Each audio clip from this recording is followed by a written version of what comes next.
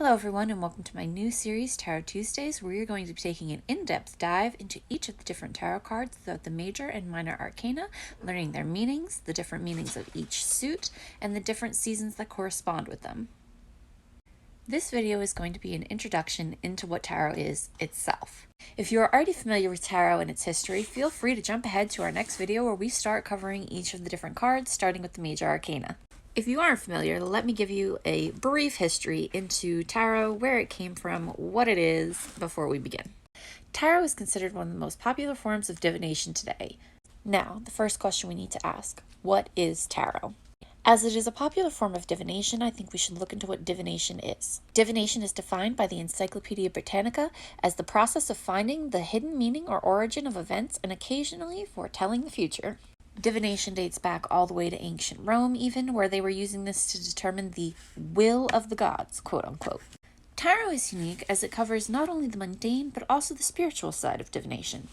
Consulting the tarot offers perspective, guidance, and an overview, as well as a context for detailed insights into real-life situations. Using the tarot in this way assists your decision-making towards a more fulfilling life journey.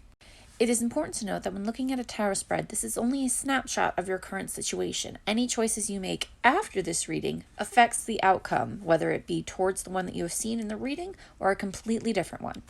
Tarot was used as early as the 9th century as a way to entertain Chinese royalty. While it had its roots in gambling, tarot has evolved to become a tool for more spiritual self-understanding. The tarot tells the story of its main character, the Fool. He is card 0, and he will be the first one that we cover.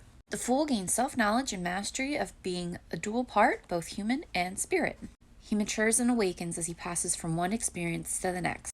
These experiences or life lessons are necessary for his growth and development. He literally goes from one lesson to the next. It wasn't until the 18th century that esoterics actually used the tarot in a more metaphysical and spiritual aspect.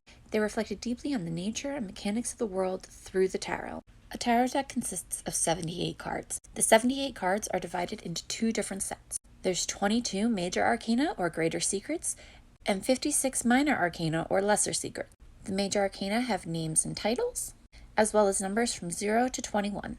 The 22 major cards reflect the human psyche as well as many other stages of an individual's personal development path. They represent major changes and turning points, while the minor cards depict daily activities and situations. Well, thank you for joining me for the first Tarot Tuesdays. That was our first insight into the history of tarot. Join me next week where I start looking at our first card, the Fool.